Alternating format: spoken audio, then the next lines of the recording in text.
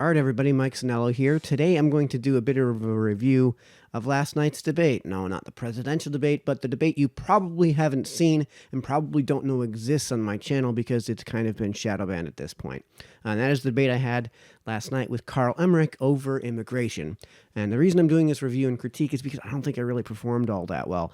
I'll post a link in this video's description to where you can find that live stream because it's not showing up on my main channel. So I don't know why that's the case. And that's why I'm not doing this live, because I would prefer to hold my feet to the fire when it comes to something like this and do it live.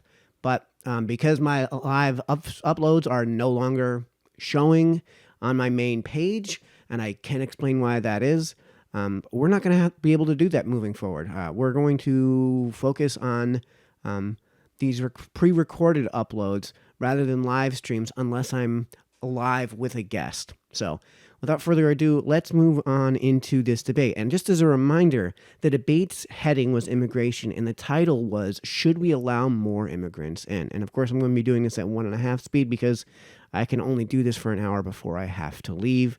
I'm probably going to wind up posting this on YouTube completely unedited, so we'll see how this goes. Okay, so today's topic, as you know, is immigration, and on with us to debate that topic of immigration is Carl Emmerich. So everyone, welcome to our debate. Carl, thanks for coming on. Thanks for having me, Mike. No, so basically, I'm a progressive leftist. I usually use the term progressive. I'm on YouTube. If you guys want to check out my channel, it's just my name, Carl Emmerich, and I'm really looking forward to this debate. All right, cool. So the question that we are looking to answer with this debate is, should we allow more immigrants in? Carl, I understand that you take the pro side of this position, and since that's the positive claim, and the burden of proof, of course, is on the positive claim, I'll let you go ahead and make it, and let's dig into that, and hopefully there's something that we can disagree on here. So basically, the de facto logic I have behind this is that I think that it should essentially be as easy as possible for someone to immigrate here. And so that just kind of de facto means that that would increase immigration because we know that there are more people trying to come in than we currently allow. So that's kind of the root of why I fall into this side of the question. I mean, if for some reason people didn't want to come here, I obviously don't support like forcibly making people come here. But at the end of the day, I think it should be as easy as possible for people to immigrate here, to attain citizenship and become productive members of this economy. Okay, so he hasn't answered really the question here, and I really should be pressing him on this, because the question is, should we allow more immigrants in? And that's a fairly simple yes or no, and he's kind of completely reframed the question. So he's kind of reframed this question as more of a, what policy should we introduce, and the policies that he's recommending he thinks would have the result of increasing immigration. But the question isn't what policies should be introduced, it's should we allow more immigrants in? Okay, so let's see if we can't take that to its logical end. It sounds like you're making an analytic a prioristic argument for it. And I should have stopped here. I should have stopped here and pressed that issue, because I'm allowing him, by doing this, to reframe the question. And by the way, folks at home, if you're ever looking to debate somebody, do not allow them to reframe the question. And if you're looking to win a losing debate, that's a good and crappy strategy, a good and not ethical strategy for winning debate, which is to not debate on the debate topic, but to reframe the question for immigration. But I'm not sure if that's a practical argument or if that's an argument from the aphoristic position. So let's suss this out. So would that be a policy that would be something along the lines of like a completely border-free policy? Is that something where you would say immigration? Let's start with this. Is immigration a moral neutral? Is it a moral good? Is it a moral negative? I would say immigration is a moral good, moral negative. I mean, I think that's a bit of a nuanced question, but I think that yeah, and yet you'll see that I answer it later on this video. Again, I should have pressed him on this question, because he's just dodging the question, and instead pivoting onto a different topic rather than actually answering the question. I err on the side of freedom, and I think the individual should have the freedom to travel to this country and to become members of this society. And so I'd say it is a moral positive, I suppose. Okay, so so he does actually answer if it's a moral positive. So that's where I should have focused, is on that, because it takes him a very long time to get around to that answer. But I should have focused on the moral good, because if it is necessarily a moral good rather than a moral neutral or a conditional good, or a conditional good to me would be a moral neutral, then we actually have to say that if we take that to its logical end, that means that there's any amount of immigration, any type of immigration, any person coming across this border should be a good thing, right? And that's something I didn't do. The question we have here is, should we allow more immigrants in? So the number of immigrants that we have coming in now, are you okay with that, or would you like to see more? I would like to see that number increase, just because I believe that we should let in people who are trying to come here. And so I think that just based on the evidence that we have, that number would increase. The number of immigrants that we allow would go up if we allowed everyone who's trying to come here to come. I mean, do you have a number in mind? Okay, so do you see what I did there? So he's going to now turn this question back on to me. So what I should have done is then press that question. No, do you have a number in mind? No, I don't. So you see how he's turned the question on me? With the way I should have responded wasn't no, I don't. It should have been, well, you're the one that's actually suggesting we take more immigrants in. So what's the number that you're suggesting we should take in? Okay. Would you is there is there a cap to that statement? If we take it to its logical end, should anyone be allowed to come in with no provisions? I think about it a little bit like within the United States. I mean, we don't have any sort of provisions on how many people can move into California. I think of it a little bit as the same, where I think that while it's theoretical that everybody in the United States could move to the state of California, it could just be overwhelmed and there would be no one in the rest of the country. I think that that's unrealistic and not really super relevant to talk about. And I think of it a little bit the same as the United States. I think that people that are moving here, for the most part, are moving here out of some state of necessity. And I don't think that making it easier to come here by definition would mean that everybody that could come here would come here. Okay, so are you prescribing then a border policy equivalent to the state border policies? For example, I live in Connecticut. For me to cross the New York state line, there's absolutely nothing stopping me from doing that. No, of course. I don't think it should be as free as the state to state, because I think that obviously people should essentially be able to come to our borders, receive the necessary documentation if they're looking for residence. Okay, so I should have actually asked him why not here, because he's presented a point that is actually counter to what he's actually just suggested. Why shouldn't we have that be the case? And if he can't explain why that's the case, then we've kind of trapped him here, because the truth is that the policy that he's prescribing in the beginning, where he calls it a moral good, an a prioristic moral good, then what we should do is take that to its logical end, and the border should be treated like the borders between New York and Connecticut. Residency if they're looking for. I think that the process of citizenship obviously wouldn't just be attained right at the border, but basically I think that there should be some sort of checkpoint, but it shouldn't be anything that stops people. Okay, so that one I should have pressed too. If there's a checkpoint that doesn't stop people, then that seems to me to be what's it called? Something without a difference. A distinction without a difference. So I should have pressed that, because what he's just described is if there's a checkpoint and there's nobody and it's doing nothing, well, then what's the point of the checkpoint? That sounds to me like exactly the same policy that you would have between Connecticut and New York. So I should have asked him, how is that different since there's a distinction without a difference, how is that different from the border between Connecticut and New York? So as Or far we as just measure things. So you're aware that the overwhelming majority, well, not the overwhelming, but certainly the majority of illegal immigrants in this country get here legally. Oh yeah, they're overstayed visas. Yeah, the majority are overstayed visas. So I guess if we're going to have a literal border discussion, it would probably be easier to have that discussion with Canada, because I don't think that there's that association of the type of person that necessarily comes across the border with Canada. So I think from a more neutral and nuanced perspective, if we're going to use a border as a hypothetical, probably Canada would probably be better than Mexico, because I think we both agree that most of the people who get here, who are illegally here, are here because they've overstayed a visa, meaning they got here legally. Yes, I mean that's just a fact. Yeah, of course we agree on that. Yeah. Yeah. Okay. So it sounds. Yeah, and I should have actually held myself to this, because we do eventually work ourselves to the U.S.-Mexican border. To me, more like you're suggesting that there is. It sounds like you don't want a complete dissolution of the border itself. That you believe that the nation state is a worthwhile endeavor. If I was talking about my utopian society, maybe I envision a world without nation states. But for the practicality of what we're talking about in our lifetimes, yes, I'm not in favor of abolishing the nation state anytime soon. Okay, so how which and that right there is exactly why I should have pressed that border issue, the distinction without a difference issue. So it sounds like you're not in favor of necessarily increasing the number of people who come across the border. It sounds like you're more making an argument for a type of person who comes across the border. Have I read that correctly? Well, no, I think just because my claim is, I don't have the specific numbers on me at hand, but I'm sure that I'm fairly confident if we look it up, there are more people that are applying for visas than there are people currently attaining visas, and there are more people trying to come here than are currently able to come here. Would you agree with that? Well, of course there's. It's a necessary truth. So if there exists a thing and there are people looking to obtain the thing, generally speaking, there are going to be more people trying to obtain the thing than there is the thing. This is the rule of scarcity. Essentially, I guess I'm advocating for eliminating the scarcity, because I think that if you want to be able to come here, you should be able to come here. Obviously, there would be some natural. Okay, so if you eliminate that scarcity, so if you eliminate the visa process, and if you want to come here, you should be able to come here. Again, that is just a straight open border. That is a dissolution, excuse me, of the borders. And that contradicts his earlier statement about how he doesn't want to dissolve the borders altogether. And it is effectively a dissolution of the nation state in that respect.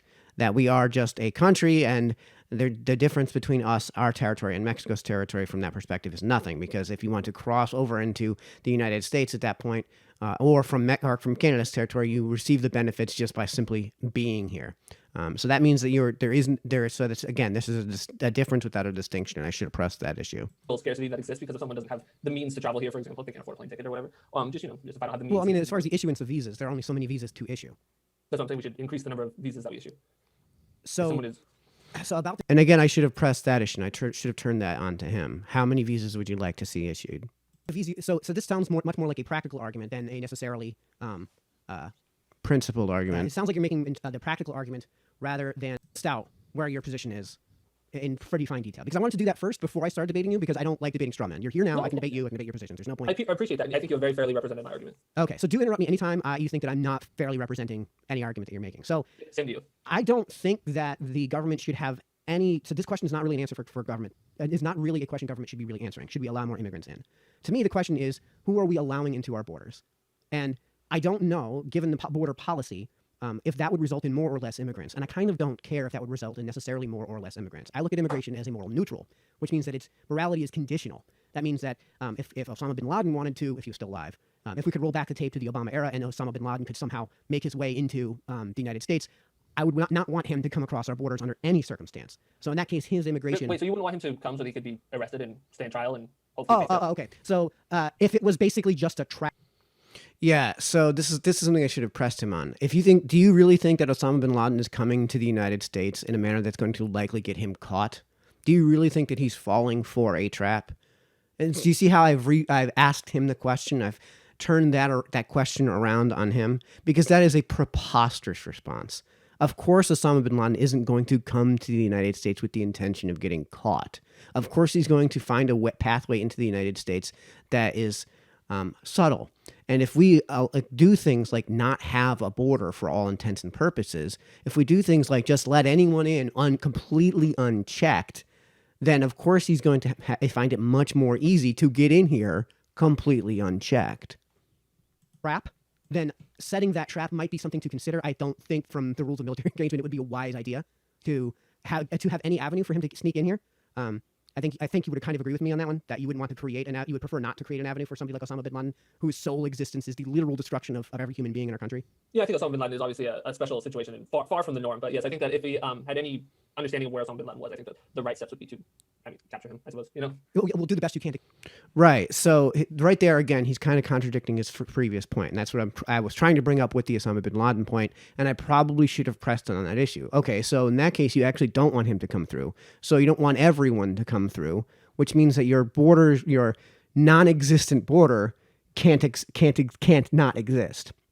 Which means that if you don't want Osama bin Laden to come in, then those checkpoints that you want to have and not that don't actually check anything, you do want them to actually check things. You don't want Osama bin Laden to come through. So if those checkpoints see that Osama bin Laden's coming through, that's something that they should be checking for. That's the whole point of a checkpoint. Otherwise, again, it's serving no purpose. This is a distinction without a difference. To capture him, and quite frankly, if that meant that you had to kill him instead of capturing him, so be it. Yeah, I'm not really thinking about where he's immigrating at this point. You know what I mean? I think that we are in somewhat of an agreement on Osama bin Laden. Yeah. Well, that's I gave the most preposterous example so that there could be some line to be drawn. And if you'd responded with, yeah, no, Osama bin Laden, I don't care if he comes across the country, then clearly there is a deeper conversation we have to have about immigration from a principled perspective. So the way I would see and honestly, we should have had that. We should have had that principled conversation because, like I said, Carl already pointed out that he considers it a moral positive. He did it kind of in passing at the end of a statement where he was trying to explain why he thinks it thinks the distinction of a moral positive and moral neutral and moral negative is a conversation we shouldn't be having in this debate, which we obviously should be.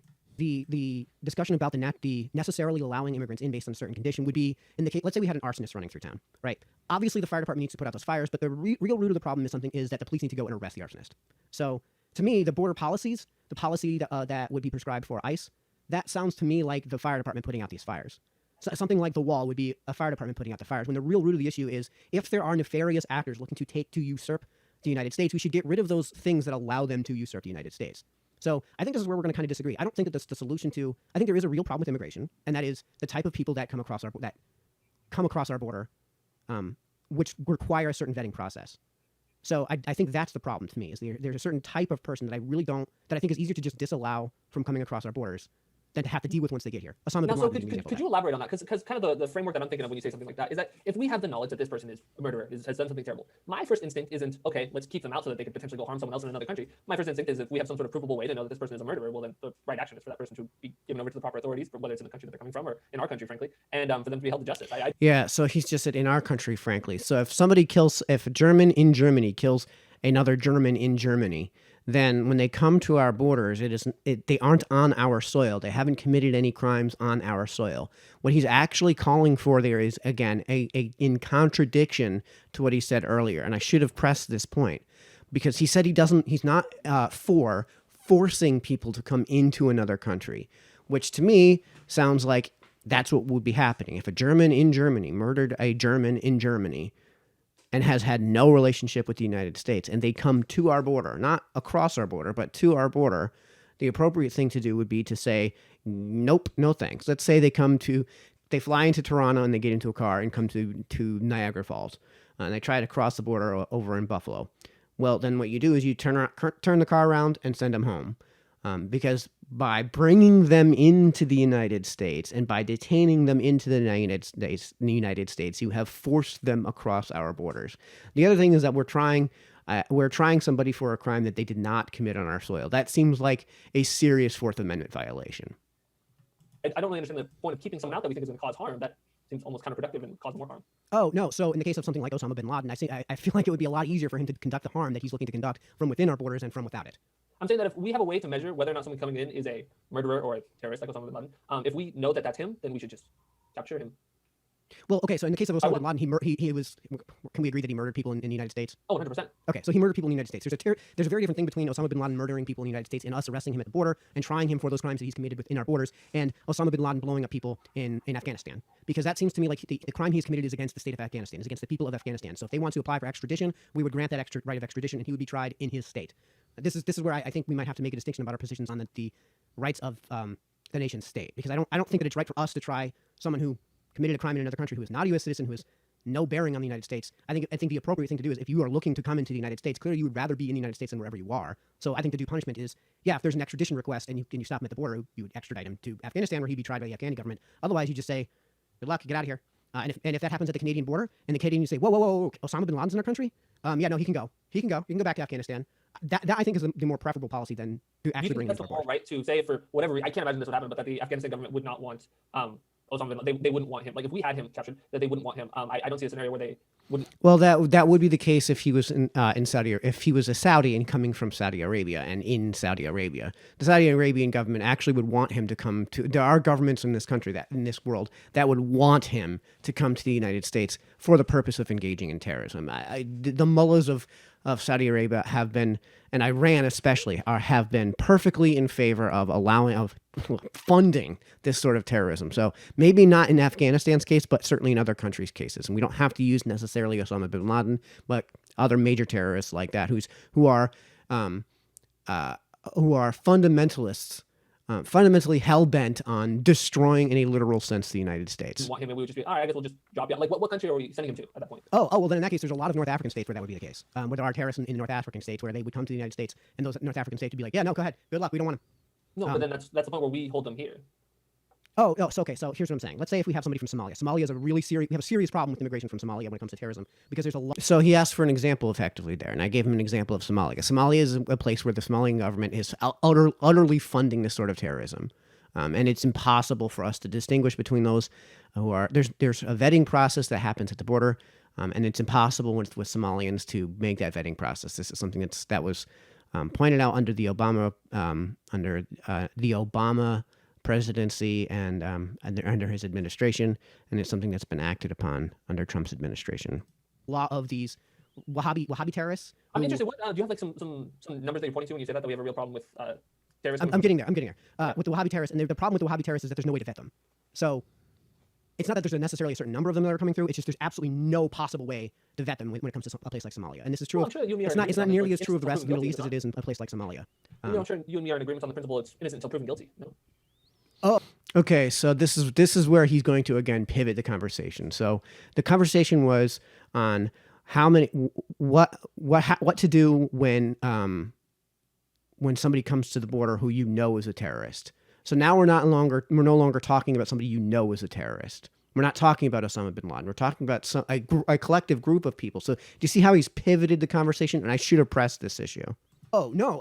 So this is... You don't believe in that? Well, they are innocent until proven guilty. True. But I think that when it comes to somebody coming across the borders, if there's no way to conduct that vetting process, then in our current state, then we should not allow... So seems like a contradiction then. No, because you, Carl, are talking about two different people. So what we were talking about before was Osama bin Laden, somebody who we know is a terrorist. So we're talking about the Wahhabis, who are hell-bent on destroying the United States. So in this case, we know that there's a causal action that is going to come if we allow them in our borders, which is very different from somebody who we know nothing about. So you've pivoted the conversation to something entirely separate. What are you talking about? Well, if you say that you believe in the principle innocent until proven guilty, it seems weird to assume that they're guilty. That doesn't matter.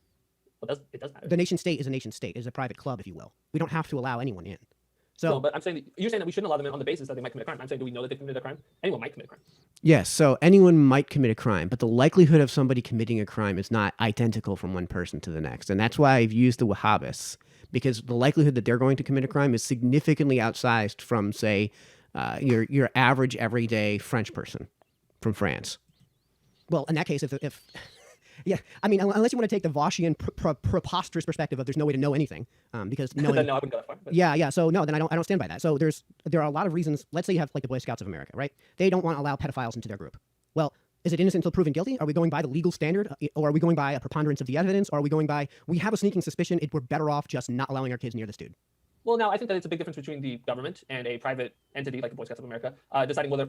So this is something I should have actually also pushed him on too, because when it comes to the private sector is a private entity separate from the government. If we're talking about governments, they are private entities separate from other governments. So in this case, the United States is a private club when in relation to Canada. What they want to do. I think that the government holds the standard of innocent until proven guilty. And I think we both agree that that's something that's a good thing. Right, in a court of law.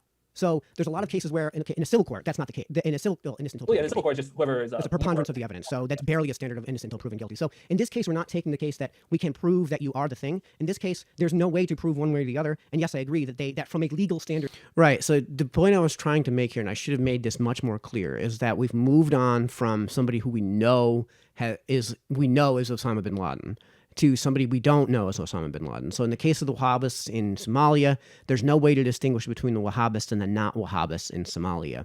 So now we're having a different discussion. We're talking about generic immigration from Somalia, not Osama bin Laden immigrating from Somalia. They would be innocent until proven guilty. However, again, there is a vetting process for people coming into the country. And since this is basically, we agree that the borders of the nation state are just, right, are necessarily just, which means that we don't disagree that a nation state should exist. For example, it doesn't mean that this nation state should exist, but that the notion of a nation state shouldn't exist. I have no problem with the notion of in our current society, yes, nation states existing. Yes. But that still didn't really get at the heart of what I'm saying. So why are you saying that we shouldn't allow people from Somalia? Oh, I didn't say we shouldn't necessarily allow them from Somalia. Okay, so I didn't say that we shouldn't allow people from Somalia. I said that in the case of somebody like Osama bin Laden, we should stop them at the border and send them back to Somalia. And now that we've moved on to a separate group of people, there is a vetting process that needs to be conducted. That's all I've said so far. I'm saying that the rationale for not letting them in is that there's no way to conduct a vetting process. There's no way to vet those people. And so then if you were to provide a rationale for precluding for Somalians from coming in, it would be because there is no way of conducting this vetting process. From the standpoint is that we should assume then that they're innocent. Because if it's some sort of civil that seems like a really that seems like a risk that I don't think that most people would be willing to take. Now, and that's so in that case, what we're talking about is a calculated risk. So when it comes to French people, if we know nothing about them, we know how likely they are to have a certain world perspective and how likely they are to commit crimes here in the United States. We can make an assumption based on the characteristics of the word French and of the people who we would identify as French. So people coming from France. So people coming from Somalia, there's a calculated risk. And what's the threshold of risk that we're willing to assume? So in the case of Somalia, since there's no possible way to distinguish between a Wahhabist and a non-Wahhabist, then you kind of have to assume that there's a percentage of these people that are going to come in that are Wahhabists, and a percentage of those are likely to commit serious violent crimes in our country. And are likely to build enclaves in our country and are likely to create chain migration for all intents and purposes of their own kind and of their ilk. So that would be the Wahhabists into our country. So that is a calculated risk. We do this with everything we do in our lives. There's a likelihood that I get struck by lightning before I walk out the door. That likelihood is extremely low. So I don't consider it as I walk out the door. However, there is a likelihood that if I drive drunk, I'm going to smash the car into somebody else, not only kill myself, but kill the other people. So I don't drive drunk. And that likelihood is very high. If there was an extremely low likelihood that somebody would drive drunk and then have these negative outcomes, we probably wouldn't have driving drunk be something that we disallow. That's because it's dependent on our current environment. So if there was, for example, if we were living in a country where there was there's a serious problem with people like usurping the system, coming to the United States to get basically anchored in with a baby. I think that if we figured out what was going on inside our borders first, then a lot of these problems would necessarily go away. And I think that's true of what you're saying right now. So if we had a system within the United States where we didn't have any handouts for people to take advantage of who are coming into the country, then you wouldn't have to worry about people taking advantage of handouts. So the short version of the point I'm trying to make, and I should have pressed him on the issue of the distinction he's trying to make between the fact that he's pivoted. So the point that I'm trying to make is that the policy issues having to deal with the type of immigration that I think we agree we have a concern with aren't a problem of what's happening at the border, but what's happening within the borders as they come across the country. They're either What handouts are you necessarily worried about? I mean, for example, for someone to receive welfare benefits, I mean, they have to be working. So I mean, that's not true. true. They're working and they're just simply not making enough to survive. I mean, what exactly? That's not true. You don't have to be working to receive welfare. Well, what welfare benefits specifically are you referring to? Well, when we're talking about actual welfare, when we're talking about just simple, here's a check, here you go. There are plenty of counties in this country that have that. Could you like specify? Could you give me an example or something like that? Chatham County in Georgia. I work with the folks that did that. I actually had to apply for these sort of things. I knew people who had these sort of things. There is just you don't make enough money, so here's some money grant. They don't make enough money, which that they have some sort of income coming in, correct? Yeah, it's just welfare. You don't have enough money coming in, so here you go. Here's more money. And no, you do not have to be working or employed to do that, to get that. The same thing is true of food stamps in Georgia. You don't have to be working to get that. There's a lot of things that are considered that are subtle handouts. For example, it's fairly easy to get your kid enrolled into certain public schooling systems without actually having any legal status in that town. And doctoring those documents is actually incredibly easy. So that's a freebie. I mean, when it comes to healthcare, I mean, there is a freebie that's given out to anyone who comes here, because emergency rooms, for example, they have to treat somebody to a certain extent, of course, regardless of their ability to pay, and they don't ask any questions. They're not allowed to ask questions until they've reached that certain standard. So it seems like the moral reason that we do that is because if someone needs help, that they should get their help, and I don't see that as a reason to exclude. Again, that's a pivot. So he's asked if there are these type of handouts, and I'm giving an examples of these type of handouts. And I said that if we had fewer of these handouts, then you'd have fewer people to worry about to usurp these type of handouts. So I think he's now conceded the point, and I should have pressed that. So whenever somebody concedes the point and moves on to another one, you got to call that out. Exclude certain people because they might be injured and need to go to an emergency room. Oh, okay. So let's say you're pregnant. Okay, yeah. So do you see what he's done there? He's taken the question and spun it around on me. So this is something that I would actually suggest to somebody, if you're worried about losing debate, don't actually answer any questions. Just spin the question back on the person who's asking it. Ben Shapiro's actually recommended this quite a bit. Pregnant. All right. If you go to the emergency room, they have to. And of course, the response is to not allow that to happen. You got to call that out. Whoa. The question asked was this. To handle that pregnancy, they have to handle the birth. Yes, I think that's a very good thing. Okay, so because of the way the 14th Amendment has been read, and I think it's been read incorrectly in this respect, if you live in Canada and you come to the United States and you come here for an hour to have the baby and go home, now that baby's a citizen and they're afforded certain rights in this country, they get that service for free. And on top of that, because they're a citizen in this country, there are certain rights that are afforded to, there are certain privileges that are afforded to their parents. I won't get into specifics on that, but that to me seems like the problem isn't then coming across the border. That to me seems like that there's this thing that they're taking advantage of, that if they weren't able to take advantage of it, then they either wouldn't come across the border or they would pay that bill anyways. I think that taking advantage of is the wrong phrasing. I mean, the child is taking advantage of it. The parents are. So that's obviously the case. If there is a weakness in a defense in a basketball game, you would take advantage of it. So I think he seems to think that I have some moral outrage over the phrase "taking advantage." So that's another point I should be pointing out. That obviously they are taking advantage of. There is something to take advantage of. There is an advantage to be gleaned. So assume that advantage. In what regard do you like? What is taking advantage of? I mean, these are things that everyone, like for society to prosper, people must have children. We must have children. I think that we should. No, I frankly don't think that it's right that someone would have to pay to have a child. Okay, now we're getting quite off topic. All right, well we can keep going. But do you agree that that situation exists? That there are people that come here to, it's called an anchor baby, to have a baby on the U.S. dime. What? I said I doubt that's a technical term. That's true. I'm familiar with the scenario that you're describing. And again, we've now moved on. So I've called him out. I've done the right thing here finally by calling him out for completely pivoting his conversation away from the whole point. The whole point was that there are these services that we provide for free in this country that are on the taxpayer's dime, and that non-citizens of this country who are not paying for these services through the taxpayers should not be able to come here and take advantage of. Does he really think that if some prince, some oil baron prince in Saudi Arabia, who is a bazillionaire, actual billionaire, should be able to come here and get free services that he can obviously afford to pay for in Saudi Arabia? And the answer obviously is no. So I should have pressed that issue too. Right. So if that wasn't a possible scenario, then I wouldn't care about that person coming across the border. and that's my take on immigration generally. Is So that your I would problem is rather that people fix come from things Somalia here. have children. Mm. Well, then, I'm trying to get. I want to settle in on the Somalia example because you brought up Somalia. Okay. You said it's because we can't vet them, and so I said innocent until proven guilty. But you haven't told me yet why we should assume guilty, or at least assume that they shouldn't be allowed in. Because it's a risk evaluation. We do that with everything we do. It's a risk of like. Could you elaborate then? Where is this assumed risk? Where like is there data that you're pointing to that you think I don't that's have going to be more? I don't have to because this isn't an argument I'm necessarily making. This is I'm explaining to you. Oh, wait a second. So he's asked.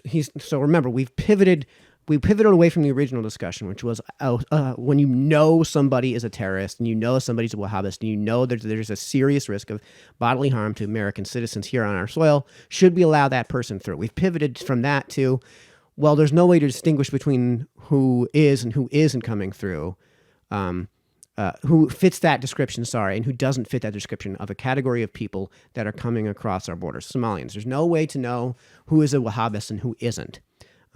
So he suggested that because innocent until proven guilty, we should assume that the risk that that's the case is zero. And that is an obviously preposterous situation. I should have explained that when you assume innocence before guilt, that's a standard in a courtroom setting. That is a standard when you are actually taking trial. So you don't have to afford them the privilege of coming across our borders. There's a huge distinction between affording someone a privilege and not inducing some sort of punishment. So in the case of, let's say, a crime, you induce some sort of punishment. That's very different from not inducing some sort of punishment, which is still very different from affording someone an additional privilege. Okay, so if you agree that there is a certain country for which there is a significant risk of, for example, I was trying to come up with something that's not a terrorist. Let's say there's a country with which we're at war, right? And there's a certain risk that if we allow somebody in, that they're going to be a nefarious actor towards that war. That there is a real cost of human life that we're risking by allowing somebody to come into that country. If we had a way of vetting that, then no big deal. Who cares? We can determine which side of the war you're actually on. In you come, you're a good guy. Or you're a bad guy. You know what? It's just easy. It's not. It's easier for you to just go away than it is to deal with trying somebody who is a simple, a militiaman within a war. Right? There's rules of engagement with war that I kind of agree with. Trying, people who have been basically forced into war, drafted into war. That seems to me kind of.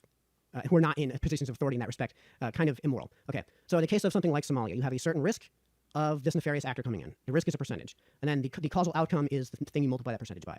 So in the case of somebody, if the government, let's say, says, hey, we have kind of no risk, that percentage with Canada is basically zero, right? Then that evaluation, that risk evaluation, it's a moot point.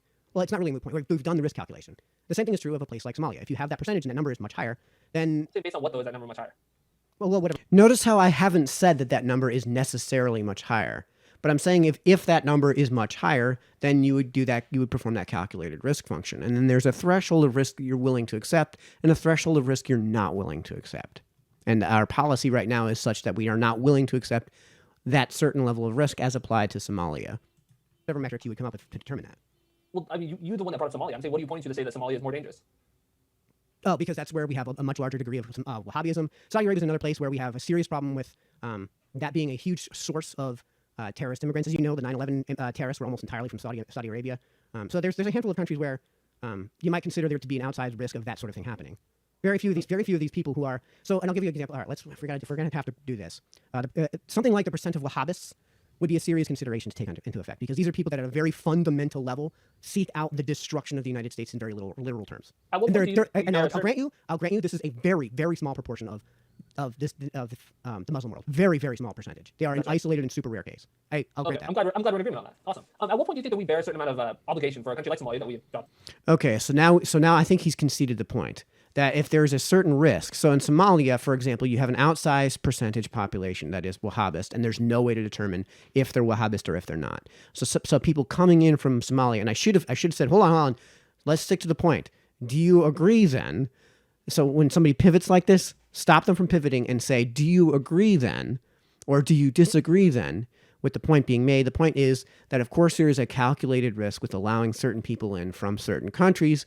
And in the case of Somalia, it's a country where it's impossible to distinguish between the Wahhabists and the non-Wahhabists. So the calculated risk that has been made based on the research that's been done through the military departments under Obama's tenure Trump's responded to that with, well, we need a little bit of time here to figure out how we can go about vetting these people, to figure out how we can go about distinguishing and differentiating between the Wahhabists and the non-Wahhabists, because we really don't want Wahhabists to come into our country.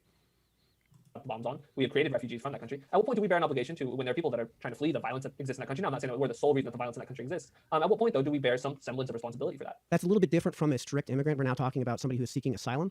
Well, I would say that's okay. So we have pivoted, and I have called that out a little bit. I should have been much more emphatic about this and much more explicit. So we are also now no longer talking about, and I'm right to point this out, we're no longer talking about just strict immigrants. We're no longer talking about, for example, economic migrants. We're talking about asylum seekers. So again, this is another point of pivoting that I should have called out. Effectively a form of immigration.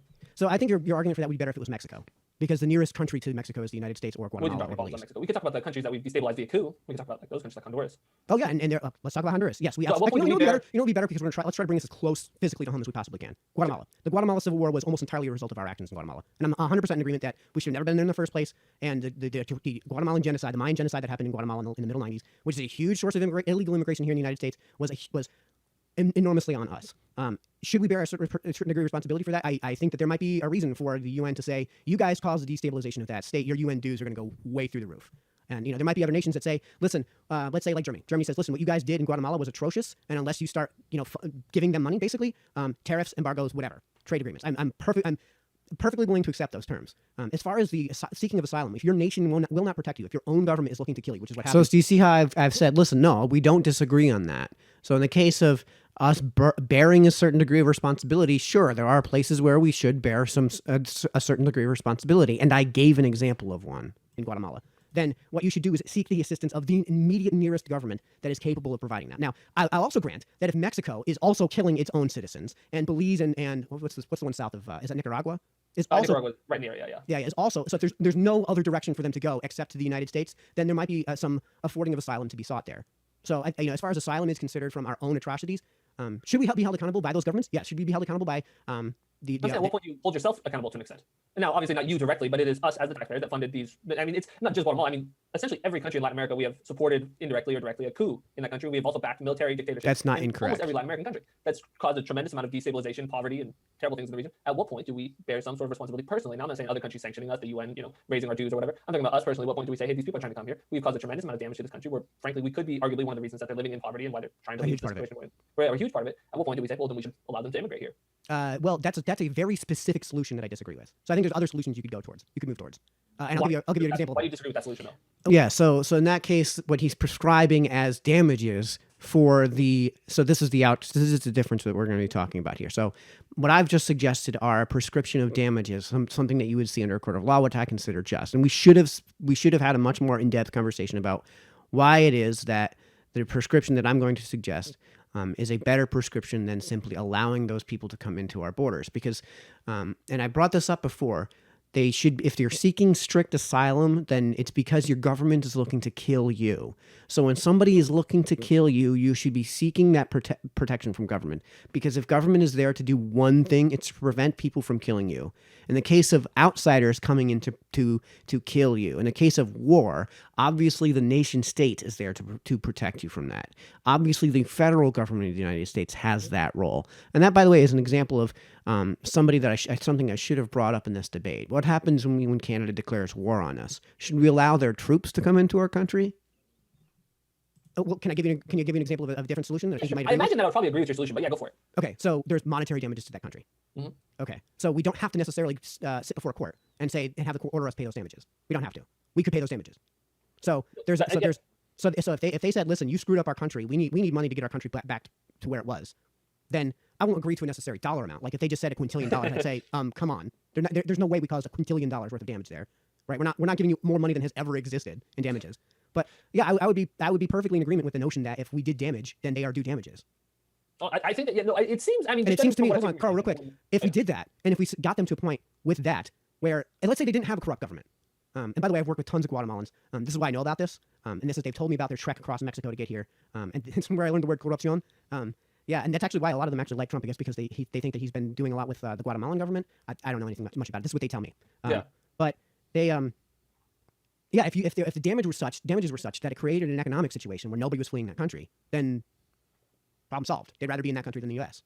I mean, that's a solution that I think that if we could somehow repair the damage that has been done in Latin America to the point where nobody is fleeing these disaster situations, I think that that'd be fantastic. But that's not what's happening, and we know that as of right now, there are people who are trying to come here. And if there was a solution on the table where people are saying like, "Hey, we can, somehow repair this," that doesn't seem to be something that anybody's talking about. I'm glad that you and me are talking about it. Hopefully, maybe more people start to. And this is my point of contention with you. I think is I don't think the solution is at the border. I think the solution is within our borders. But why should they not be able to come here when they're coming from Latin America? Like, why? Okay, and that's again. Here's another point that he's trying to make, where he's basically debating a straw man at this point. I've never said that they shouldn't come into our country. I said that there is an asylum process, and that if you aren't being afforded that protection from your own government, if your own government is actively killing you, then literally any other government that isn't actively killing you is the better thing. Literally any other government that isn't allowing that government isn't like actively allowing that government to kill you is the government you should be seeking. That's what asylum is. Asylum is I'm just looking to get away from the government that's trying to kill me. In which case, if we're talking about Guatemala, one of the countries they should be going to is Mexico. And if Mexico is protecting them from the terrors of their own government, then their duty is to apply for asylum in Mexico first. And I already granted that if Mexico was murdering them there, then they should go to Belize. Then they should go to Nicaragua. And if these countries, if there's just no other direction to go, then they might have a legitimate asylum claim here in the United States. So I think he's putting words into my mouth in this case, and I should have called him out for that. Why? On what basis should they be excluded? Well, okay, so I'm not making an argument that we should exclude people from Latin America. I'm saying that their asylum. Oh, good. I actually did that. In that particular case, that asylum claim would have to go through a certain level of. I think that asylum claim would not be a legitimate asylum claim if there wasn't a country much geographically near them to provide that protection from their own government. See, I wasn't even specifically referring to asylum claims. I'm talking about immigration because I know that it is economic immigration. Economic immigration, sure. Okay. So I'm saying though, but why? At what point? Why would you exclude them? And this, this is from economic. And do you see how I haven't actually excluded those people? We've pivoted again from the asylum conversation now to the economics. And I said I wouldn't necessarily exclude the asylum seekers. I would say that there's a process that they ought to go through before they just jump right to the United States for obviously principled reasons. Excuse me. And I also mentioned that before, that the solution for economic migrants isn't at the border, it's within our own borders. And that if you refunded these countries so that they didn't have any economic migrants, they wouldn't have any economic migrants. It's not me saying they shouldn't be allowed in our country, but once you fix that problem, then a ton of those economic migrants aren't coming to this country in the first place. Because we've done our due diligence, we've paid those damages that we owe to restabilize that country. Now, if we're still getting economic migrants, that kind of tells you a lot about that we wind up treating, and I should have brought this up too, immigration as Smith treated immigration, which was the strict importation of labor. And then we would have an entirely separate conversation to be had about the strict importation of labor. Economic immigration? People we know that there are people who are trying to come. There's people are talking about what was the term that people were using, like caravan or whatever. People were talking about that for a while. On what basis do you not think that whatever number you think it is, what are you saying? Why shouldn't they be allowed to come here? So again, now we're pivoting from the generic, which is happening in Guatemala, to a very specific. So again, we've pivoted away, and I should have called him out on that. So whoa. Are you willing to concede then that I did not say that economic migrants from Guatemala should necessarily be stopped at the border and be prevented from coming in, and that the proper solution to being overwhelmed by economic migrants coming in from Guatemala and to preclude those who are looking to necessarily take advantage of a handout, what you would do is help restabilize that country so there's no reason for them, there's no desire, there's no need for them to come to the United States, and there's no demand for them to come to the United States and take advantage of these programs that I've already mentioned, which he's apparently already conceded. Here's what I'm going to say. If you are worried about nefarious actors, then we should fix the things within our borders that would allow them to be nefarious actors. So if we're worried about criminality, then we got to fix the things within our country that will allow them to be criminals. Do you see what I'm saying? Like if there are, for example, things that allow them, if it's easier for them, weed is a very easy one to fix that I think you and I would agree on. If they are coming to the United States, let's say like they move to New Mexico. In Mexico, weed is still treated pretty badly. It's still treated pretty harshly in New Mexico. So let's say they're coming across the Mexican border, they get into New Mexico, and what they do is they engage in the sale of marijuana for money. This is a black market commodity, which means that it's going to, of course, come with necessarily going to come with violence. But because it's a black market commodity, there's kind of a markup on the product, right? So if it were suddenly made legal, then that black market would no longer exist. Do you see what I'm saying? Like you would rather have. Agree. So in that case, that those people that you care about, the ones that are looking to engage in nefarious activities, wouldn't have an incentive to do that. They wouldn't have a way of doing that because weed is now legal in New Mexico.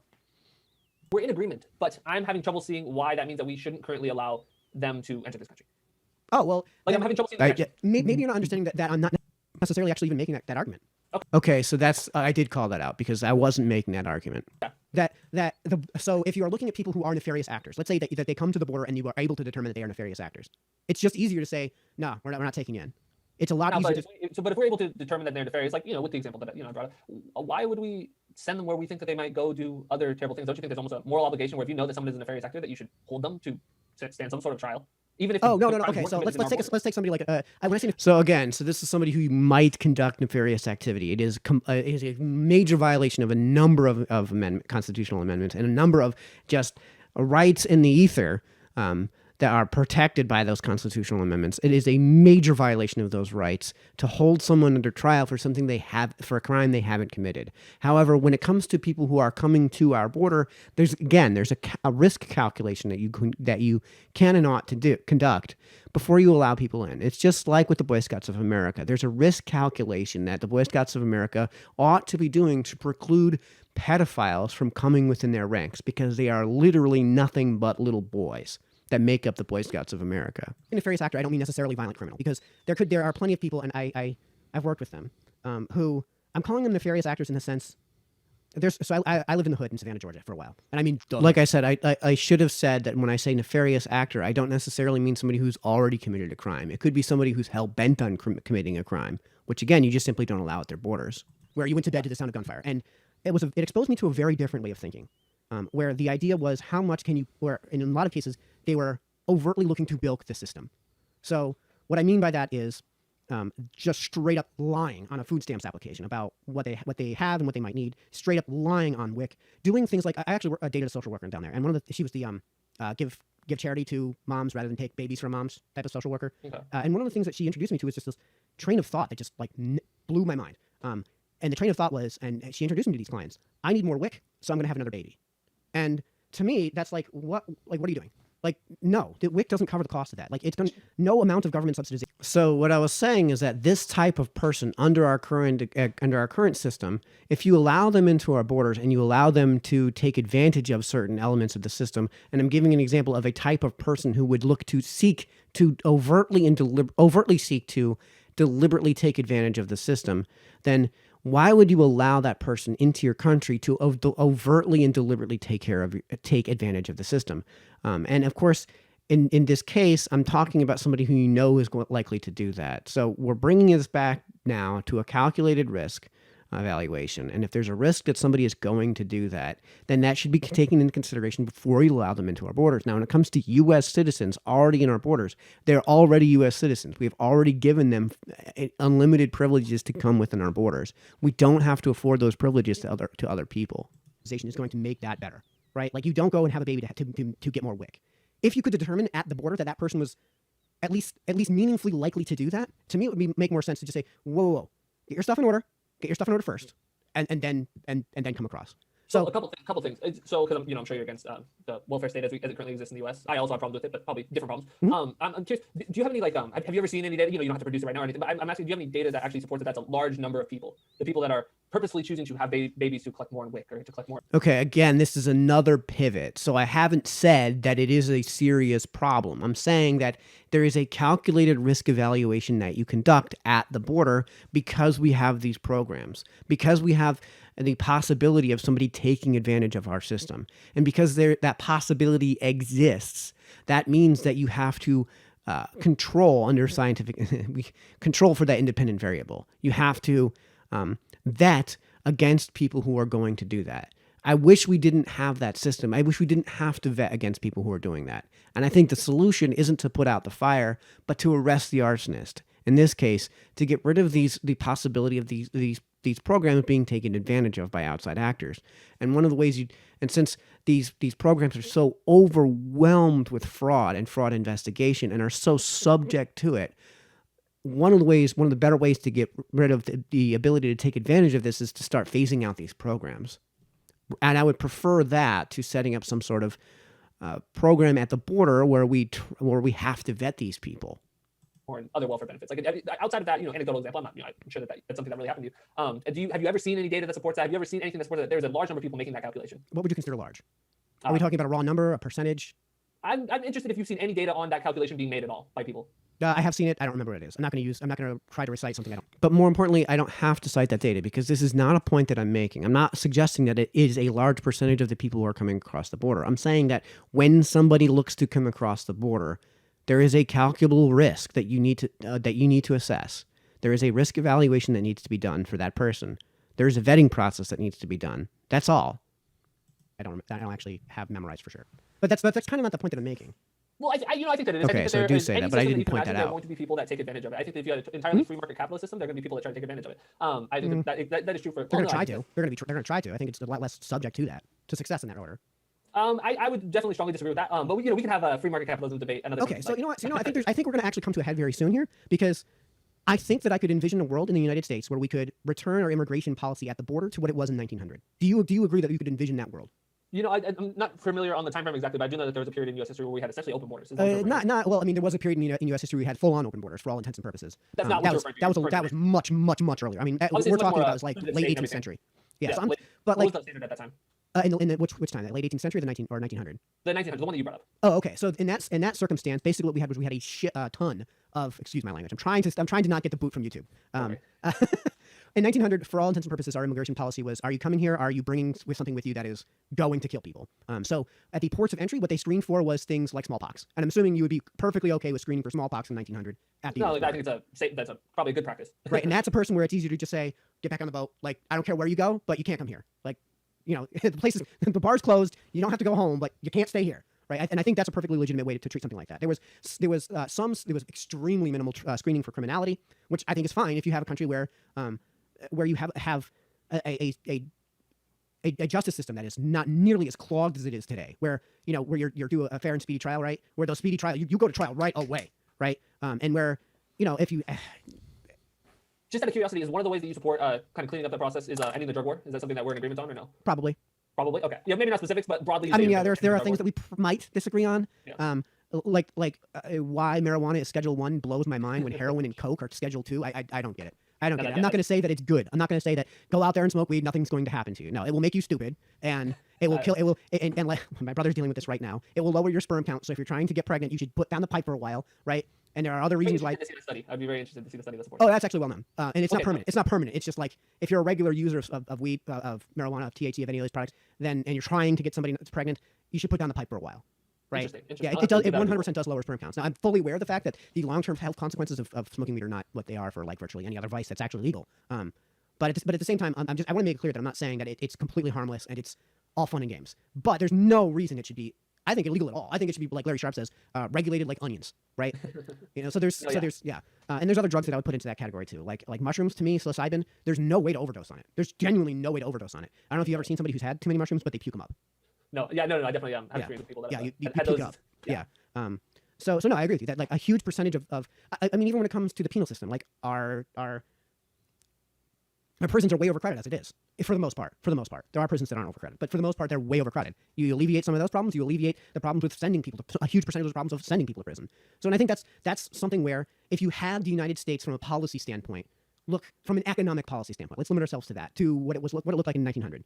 Very limited regulation, extremely low taxation. See, that's where I feel like we find a ton of disagreements, and I'd be happy. I know we're running low on time, so I'd be happy to have that debate with you though on the economic side of things, because I think that'd be really interesting and engaging. Right. So I think my prescription for policy would actually result in lower immigration, but the type of people that would be coming to the country would have the decision to make, which is either you're going to be really hard workers or you're just going to starve.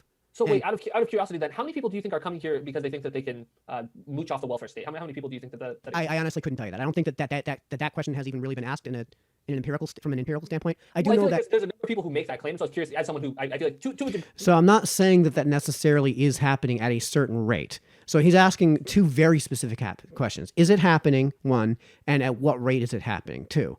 And I'm saying that that's not a distinction that needs to be made. If it's possible for it to happen, then it's possible for it to happen. If there are actors who are looking to bilk that system at the border, right, then those type of people should be screened for. And I'm not saying that that's necessarily happening.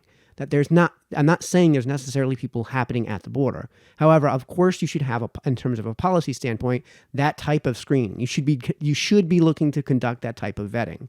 And if you're not looking to conduct that type of vetting, then of course what you're effectively doing is encouraging people to bilk or take advantage of the system, or as he describes it, mooch off the system. But again, I don't have to provide that data point because I'm not saying that that's necessarily the case. I talked about the distinction between proof and evidence. I actually have to do this for you guys. So proof comes from one side and evidence comes from the other. He's asking for evidence of the thing happening, which again, I don't need evidence of the thing happening actually coming to fruition if the proof which pre-exists the thing actually happening, predicts the thing happening. So in the case of Einstein's theory of relativity, there are things that it predicted. We didn't have to have evidence that that was the case in order for his theory to be considered relevant and true and valid, because we have the proof already, because it's confined to a strictly logical it's strictly logically confined, which is the argument that I'm making. It's one that's strictly logically confined. Agree is kind of making a claim where there are people that and here's the thing: I won't even make the claim that there's even a meaningful percentage who would do like what's happening in Savannah, where it would be overt and it would be explicit and it would be deliberate. But there is a serious those people might exist. Period is a reason to vet for them, for those things, to control for those things. Yes, obviously. How do you advocate searching for those things? Well, I mean, you'd have to go do certain background checks that may or may not be possible with certain people. I mean, there are some assumptions you're going to have to make that anyone is going to have to make when you don't have any proof, when you don't have a standard. So like a preponderance of the evidence standard to me would be something where we're fairly sure that boy that you're bringing with you is not your kid, right?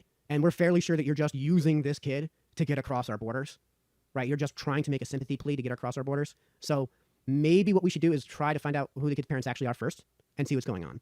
See, I feel like that's getting into, obviously, you're feeling like the child separation happens. So again, now we've talked, he wants to know what aspects of the vetting process I would consider just. And I gave you an example of somebody who's looking to take advantage of our system. And a thing you would do to screen for that, determine if the kid that they're bringing with them, if they're bringing a kid with them, is even theirs in the first place.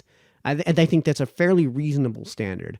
And now what we're going to see is he's going to pivot to a very specific group of people rather than the generic that we're talking about. Is at the border. I'm sure that's what you're referencing. Well, I don't know about that. I mean, obviously, if you're trying the parents for a certain criminal behavior, then obviously you have to separate the kids. Okay, hold on. We got to take that note. Obviously, if you're trying the parents for criminal behavior, then you need to separate the kids. So in the case of immigration, as I'm about to point out, nobody goes to trial. Nobody gets tried for criminal behavior when the only criminal behavior is the border crossing itself. And I think we just determined it was Border Patrol that conducts these trials, those specific trials, and they're just overwhelmed already. They don't conduct that type of. They don't try somebody. They don't bring somebody to trial for strictly crossing the border illegally. It just doesn't happen. And the problem right now, crossing the border illegally is considered a criminal offense, isn't it? And so that by definition, all of those people are.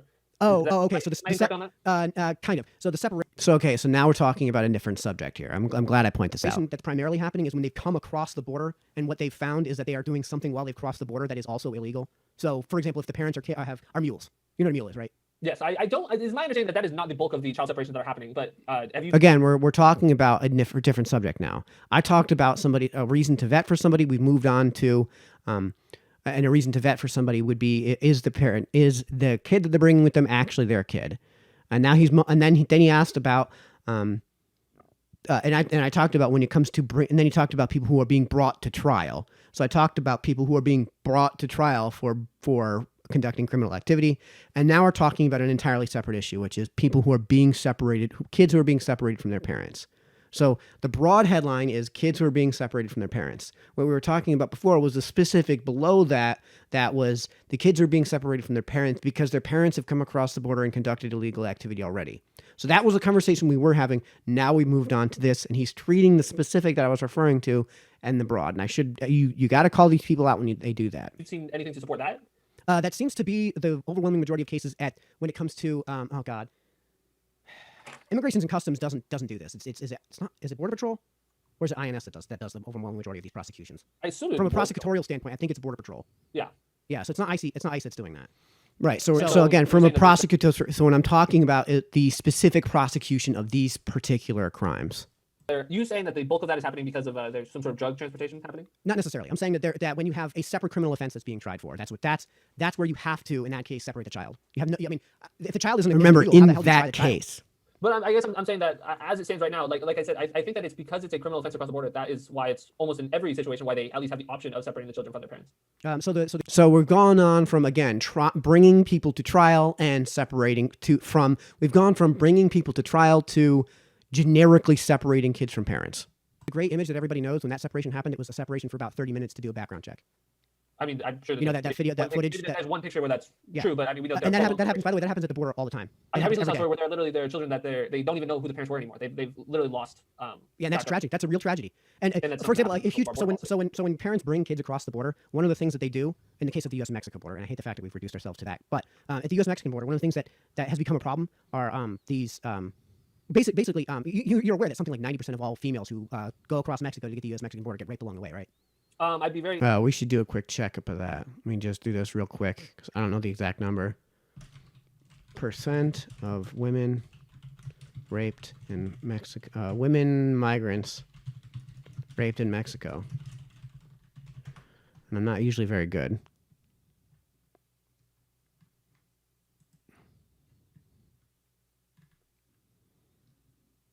Okay, so sexual assault is as high as 60%. So I'm actually a bit wrong on that one, but still, that is an awfully high percentage, and that's something that you should be concerned with. I would suggest if it's even 10%, it's something you should be concerned with, considering that and when it comes to the United States itself, that's just wildly outside the norm.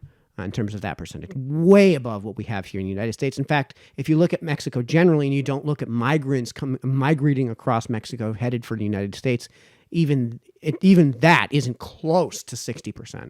So that is something to be concerned with. Very interested to see that. But what was that? So the lead-in for that was a lead-in for that a lot, and I don't know the percentage off the top of my head, but it's not less than 1%. It's a substantial percentage of the kids that come across the border. Those kids aren't the kids, the parents that are supposedly with them aren't those kids' parents. Now, they may be aunts and uncles or whatever, but one of the best ways to determine if they are their actual parents is to pull the kid aside in a room without the parents and say, like, you don't have to worry about them. Just tell us the truth. Are they your parents? That's one of the most effective ways of doing it. Like, have you ever seen the video where a woman does this? And the reason that they do that is to, like, basically quietly tell somebody. It's a signal to say that something's happening to them. Yeah. And that's basically the same thing with kids. That, like, the kids are not likely to lie about these sorts of things if there's no risk of harm. If they perceive no risk of harm, excuse me. So that's a huge part of why you would necessarily have to separate kids. But you're saying that the benefits of the separations outweigh the costs of separating. Right. I mean, that's a 10-minute separation. That's a 10-minute separation. 500 parents, I think. I'm still trying to find. Were separated recently, and they deported the parents, and the kids are stuck here, and the kids are essentially just in some sort of limbo now. There's a story that's out very recently, and that's because of the child separation policy. And you say, okay, I mean, we'll dismiss it honestly. Well, I mean, why were they separated? Why were they separate? I'm assuming that they came here. Maybe their asylum claim wasn't found. Right. So do you see how I've shrugged this off because I don't know why they were separated? We've now pivoted again from the generic why are kids separated to why were kids separated in this case? And my response is, I don't know. Tell me why kids are separated in this case. I'm not going to have moral outrage that kids were separated if the reason they were separated is because there was a 10-minute separation to determine if the parents, to ask the kids if the people that were with them were actually their parents. It is actually 10 minutes to 10. I have an appointment at 10, so I have to go. We will return to this video as soon as I possibly can, and we'll have to do that in editing. So see you on the other side, folks. All right, back from my appointment, so let's continue on. Legitimate, and because they were separated, that's what I'm saying. Were they actually the parents? Were the parents committing certain other crimes? Were the parents abusing the kids? Because that seems like a very good. I'm sorry, but like the state absolutely has a role in stepping in and taking kids away from parents who are beating the hell out of their kids. But see, that's the thing. So you think that these people were beating their children or whatever? No, I'm asking you if they were. Do you know? I don't think we know that. That's what I'm saying. I had never heard before until. Yeah. So like I've said already, there's independent variables that need to be controlled for, and I haven't heard any independent variable control from the specific case that he's reporting. So obviously, if you're going to be the party of science, you should follow the scientific method. I know that's a shot across the bow, but I should be a little bit more clear in this. What you just said now, that the reason that they're separated is because they were committing some other crime. Yeah, a huge part of why you separate kids from parents at the border is to ask that question, and it happens every single time they cross the border. But what's happening? See, you're saying is to ask that question, but they don't have like an actual reason to ask that. Like if there's no, we're not going to just stop a parent and child walking on the street and be like, hey, pull them aside, do that. Right. Especially if there's a legitimate chance that they're going to be separated and not be reconnected. Right. I'm saying that yes, crossing sure. the border. Because they're not crossing the border, sure. But why? I'm saying, when someone crosses the border from California to Oregon, that doesn't. That's very different border from the U.S. Canada border. And I'm saying why? Like, what data do you have to back up that this is a large number of people that's happening, and that there's some sort of, assuming you say some sort of child trafficking. Yeah. So again, so I shouldn't even be answering this question. I shouldn't even be addressing it because this is a giant pivot. What I'm getting bombarded with right now is separate claims. And right now we've got another claim that I'm not actually making, that I've never made, and that he's asking me to defend for some reason. I have to call this out. I should not be going down this rabbit trail. I should not be going onto Google right now, but instead that's what I'm going to do. Where that's happening at the rate where it makes sense to separate these families that potentially will never be reunited. Remember, the one of the reasons I suggested for separating a parent in the generic would be to determine if the adults with the child are actually their parents, and if there is in any way a reason to suspect that's not the case, then you should be conducting this. You should be controlling for that variable.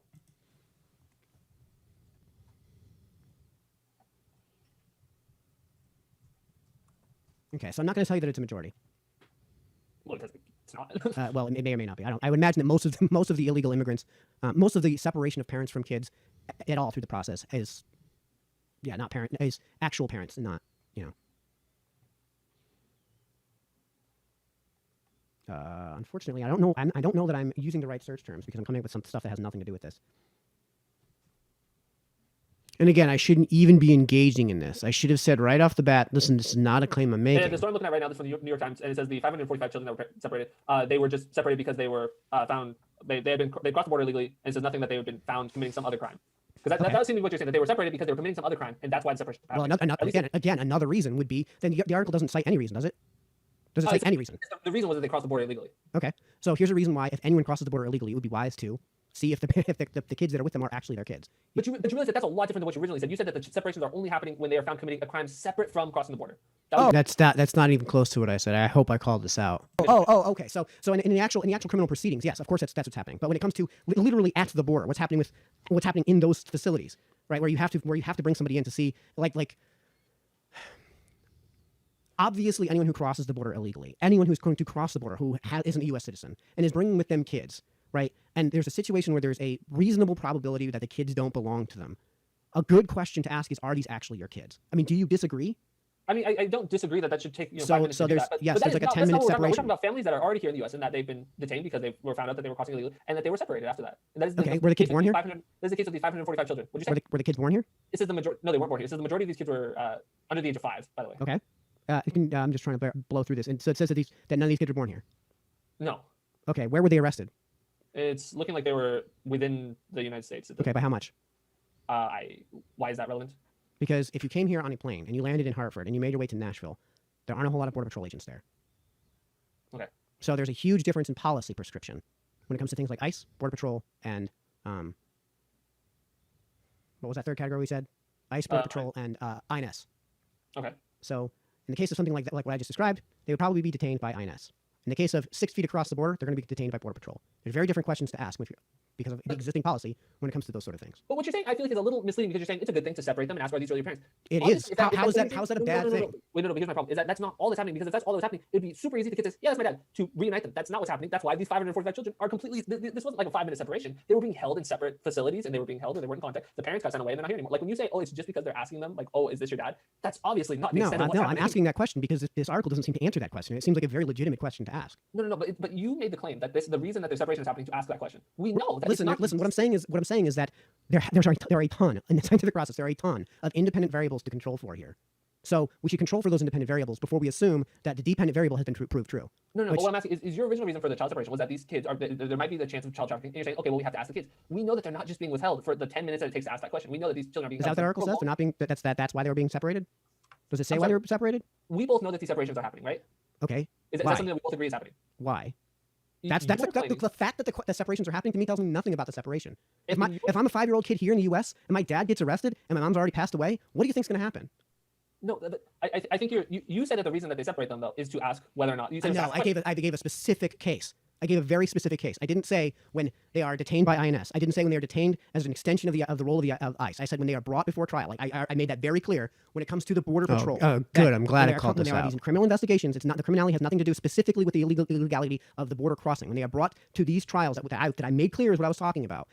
The mere fact that they've crossed the border is never the reason that they are being tried criminally. That's never the case. It is always the separate criminal behavior. Not why they're being tried criminally, but why the children are being separated from the parents. Right, and I made it very clear what I was talking about. So I want to make that clear. That I'm not saying that in this case that you're providing, in the article that we're talking about now that we've moved on to this article, that's what's happening. Right. So now that we've moved on, so in this case that we've pivoted to this hyper-specific case, where I assume he wants me to have moral outrage for this hyper-specific case, and where he's showing that that in this hyper-specific case where 500 immigrants or so out of the millions that cross the border each year, so out of these 500. That there's a specific policy that is broken that's evidenced by these 500 people. Well, if that's going to be the claim, then there's a lot of independent variables that you need to control for before you have isolated the dependent variable.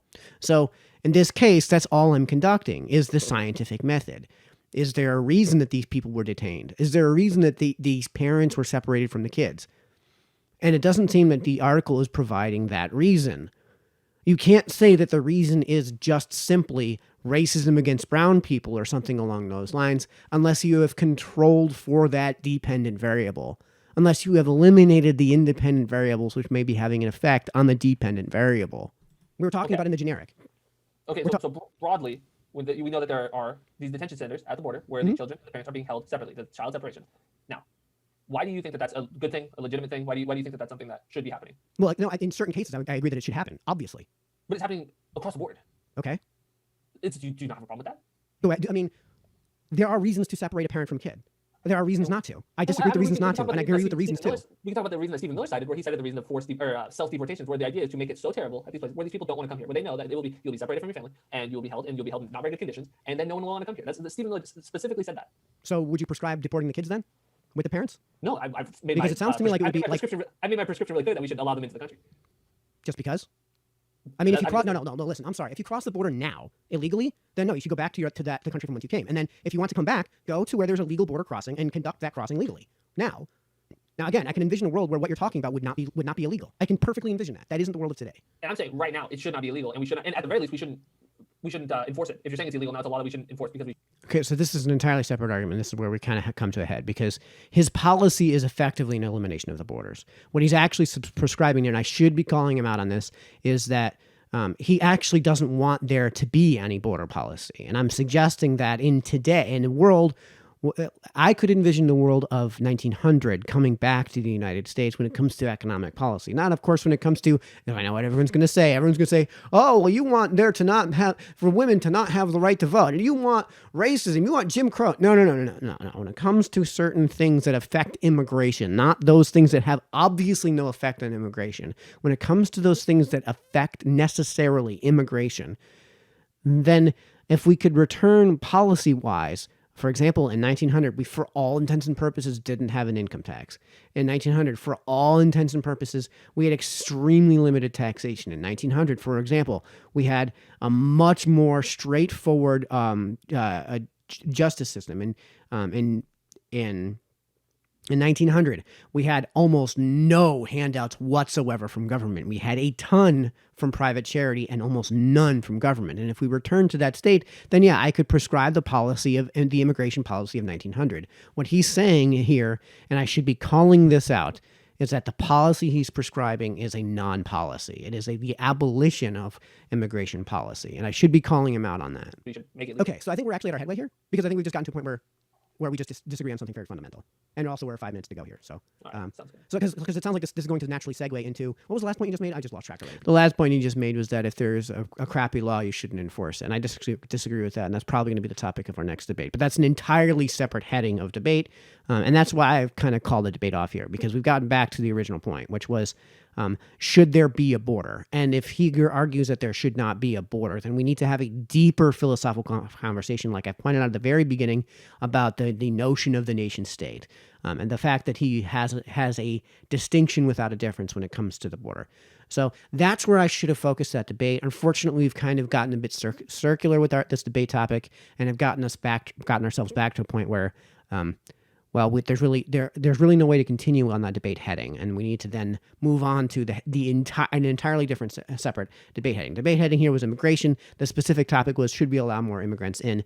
And right off the bat, he refuses to answer the question. He moves on to an entirely separate topic. When beforehand we discussed that he was making the positive claim, which is should we allow more immigrants in? So we should be focusing on that question. And unfortunately, I didn't have the wherewithal at the time and temerity to actually call him out on that. That was a flaw of my debate here, and I think I actually performed poorly because I wasn't incapable, because I didn't call out all the pivots and try to bring things back to at least the main heading. And of course, now that we've moved on to an entirely separate main heading, we're no longer within the bounds of the immigration debate. We need to have an entirely separate debate.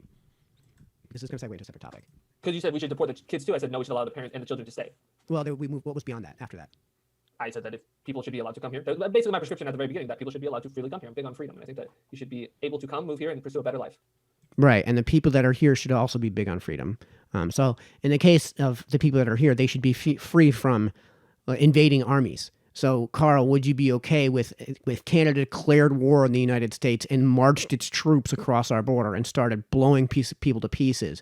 Would you be okay with us allowing them into our country so that we could more easily snipe them? Or would you prefer that we set up, in this case, like an actual fortress of human beings to prevent them from coming in? Should we park the Army and the National Guard and the Navy, well, not so much the Navy, and the Air Force right at our borders and say, Canada, no, you are not allowed to send your troops into our country to come and murder and slaughter us by the millions? So that's, I think, the question that needs to be asked. Can military invaders come across our borders? And it seems like the policy that he's prescribing would allow for that. Again, I didn't perform well in this debate. Chat disconnected. Yeah, and as far as economic migrants are concerned, yes, I can conceive of a world where we have very, very, very limited control over who comes across the border. I'm absolutely with you on that respect. But I disagree with the notion that today, in our current climate, there is a real reason to institute the border policy of 1900, which was... Well, I think the only natural conclusion from this is to do this again sometime, Mike. Yeah, but there was a topic that you brought up that was so good that I would rather talk about, honestly. Oh, was it a... it's in the topic, of course, is the notion that bad policy should be not enforced. I said, if they come here, they should be allowed to stay here. I'll have to review the tape because there was something that naturally segued into. That was an entirely separate topic. That was a much more philosophical topic, which I'm more interested in, to be honest. Frankly, I would have also enjoyed the philosophical debate. Yeah. Well, shoot. It's okay, though. We're running low on time. Yeah. All right. So I'm going to quickly go through the chat. It doesn't seem like there were that many people there, and I don't see a whole lot of question marks. Yeah, and there weren't questions that we need to go over. The questions that were asked were questions that we both agreed on, so we can move on from that. So, folks, I hope you've gotten something out of this. I hope you learned something about debate generally, and you can see what it is what I mean when I say I think in this debate performance, although I was 100% correct, I didn't perform in the debate as well as I should have. So I'm going to give myself a D+, a good old Tommy boy D+. So I passed because I was able to present the arguments that I was looking to present. However, in terms of a debate, that's not the only thing you're looking to do. You're looking to also most importantly, debunk the other side, especially when that other side is making the positive claim, because the burden of proof, of course, is on the positive claim. And you folks at home, if you get nothing out of this, when somebody completely pivots, when somebody changes the subject, say, whoa, hold on. Are you willing to concede? Are you willing to agree? Do you disagree? Do you agree? Stop. Before we move on, this is what we were working on.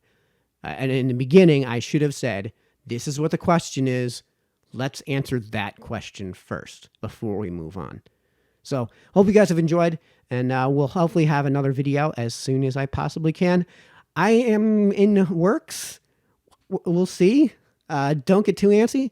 Next Friday at 4 p.m. Eastern, I am hoping to have a chat with Destiny. Yes, Stephen Bonnell, that Destiny, to have a chat on private property. And I don't know that I'm necessarily disagreeing with him, which is why I'm framing this as a chat. So don't get your hopes up, but do mark your calendars. I will have a link to a live stream once we've gotten this rock solid secured. So that's what you guys can look forward to next week for sure. Hopefully I'll have something out otherwise in the meantime. So until then, this has been Mike, signing off.